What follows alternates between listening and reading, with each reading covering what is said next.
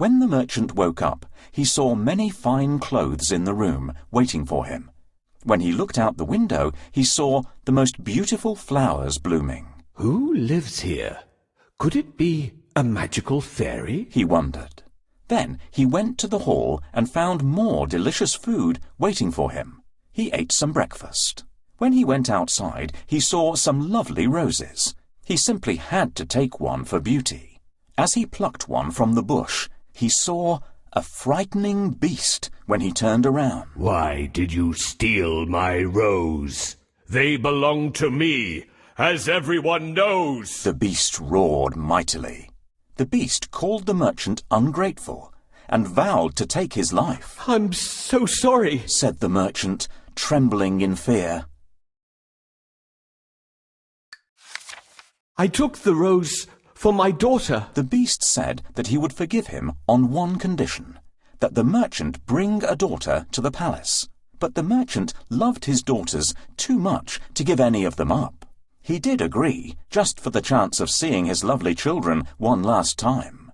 The beast told him to fill an empty chest with whatever he liked, and that it would be sent to his house. The merchant filled it with gold. The coins went plink, plonk, plink, plonk as they went in. He left the palace in sadness, but he was happy that he had something to give his children. After a long journey through the forest, he returned home.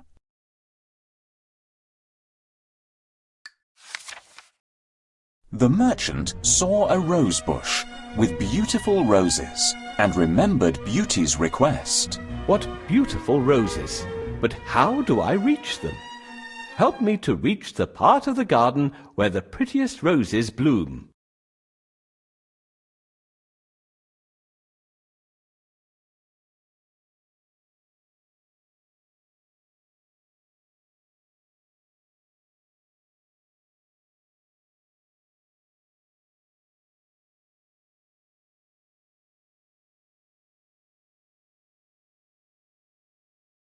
I can't go here.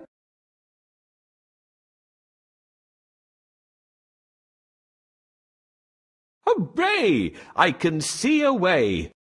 Thanks for your help. These are beautiful roses. I need to pick the prettiest one for Beauty. This one is perfect. Bright scarlet with velvety petals. Beauty will be delighted. How dare you pick my favorite rose? Is this how you pay me back for saving your life? Forgive me, Your Majesty. I only picked a rose for my youngest daughter. I am not a king. Don't call me Your Majesty. But this castle is mine, and nobody is allowed to break in here. Please spare me.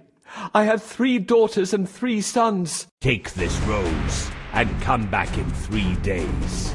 Don't even think of deceiving me. I promise I'll come back. I'll just say goodbye to my children. I shouldn't have come here. What do I do now?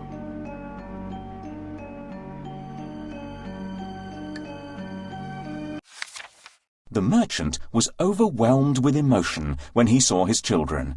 He hugged them all tightly. Oh, my dears, he said. The most terrible thing happened. I got lost in the woods and ended up in a palace where a beast lives. I took a rose from his garden, and this angered him greatly. He vowed to take my life.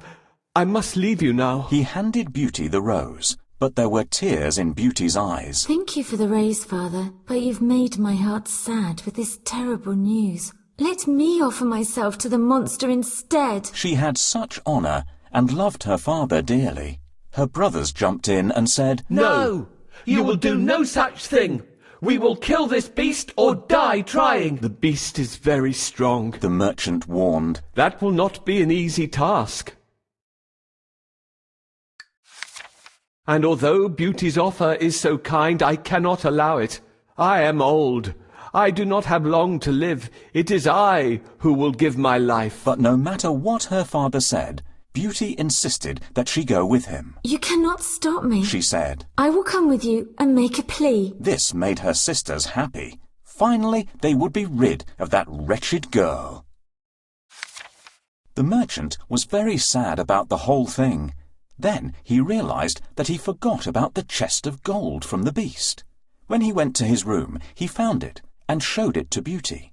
Beauty told her father that while he was gone, 2 men had proposed to marry her sisters. She said that he should give this fortune to them and send them off in marriage. You see, no matter how cruel her sisters were, Beauty still loved them. She had a heart that was pure and true. She was so caring, and everyone knew. The next day, the merchant and his daughter went to the palace. Soon they came face to face with the beast. "Did you come here willingly?" the beast demanded Beauty. The whole room shook when he spoke, and Beauty trembled. Yes, she said. "Merchant, you have done your deed," the beast said. "You may now leave and never return." The poor merchant was beside himself with grief. He left with a heavy heart. Beauty decided that she might as well use the little time she had left. She decided to walk around and explore the beautiful palace. She saw a door that said, Beauty's apartment. Inside there was a library full of interesting books, a piano, and other lovely things. Wow! She could have a wonderful time here forever. She opened a book, and it told her that she could have anything she wished there. In fact, she also found a magic mirror. When she looked into it, she could see her whole family. Beauty was overjoyed. The beast was also very nice. He didn't seem like a monster. He was smart and had a beautiful heart. He did everything he could to keep Beauty happy and content. They would sometimes sit by the fireplace and talk for a long time. Slowly, Beauty stopped fearing him. She greatly enjoyed his company. The beast was so kind, gentle, and thoughtful.